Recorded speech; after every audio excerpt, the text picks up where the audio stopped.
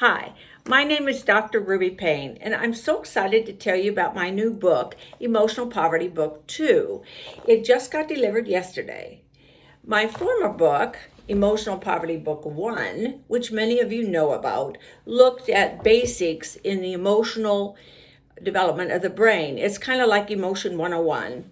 And this adds to that discussion. There are 6 chapters in the book. The first chapter looks at emotional tells, how you can begin to know when a student is emotionally distressed, or a human being for that matter, and how they begin to pacify themselves. This information comes from research done by the FBI.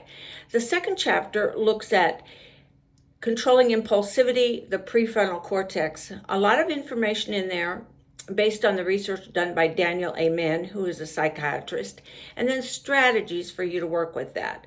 Chapter 3 is the adolescent brain. What happens in that development, how puberty changes and rewires the brain, and also then the most important parts that the brain is involved in development is social dominance, social cognition, perspective taking. 3 things in the school business we try to ignore, and actually it's critical to their development. Chapter 4 then looks at the hippocampus, where you keep the story of who you are.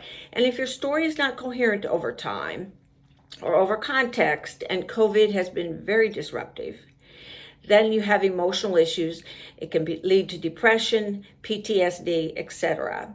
Chapter 5 then looks at how adults are stressed. How do you know when you're truly stressed? And one of the indicators is your HRV, your heart rate variability. And we look at tools to understand that. Secondary compassion fatigue, what happens when you are with individuals who've had trauma. There's a secondary kind of response to that, and tools for dealing with that. And then the last chapter looks at parenting. One of the things is, in the school business, we approach parenting from a cognitive kind of behavioral point of view, and I'm going to suggest that is not beneficial at all. Parenting is probably one of the most emotional things any human being does. You either parent in relationship to how you were parented or against it.